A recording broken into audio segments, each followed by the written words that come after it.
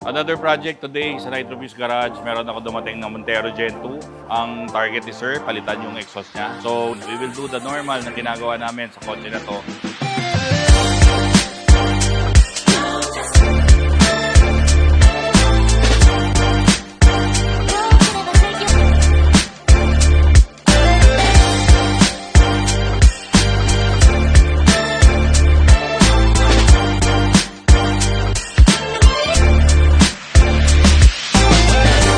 The pipes para mag-improve ang flow, tapos we will remove the restrictions ng mga catalytic. So magsisimula po tayo rito sa dulo na to.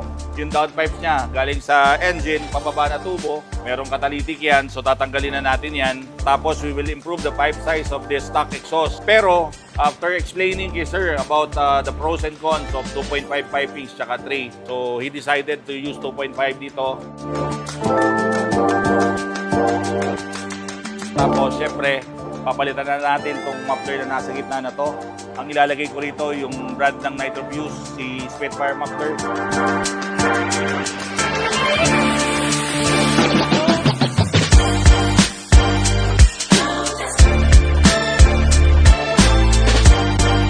Dito sa dulo, gusto niya yung naka-Y na naka-side dito. So dual tip.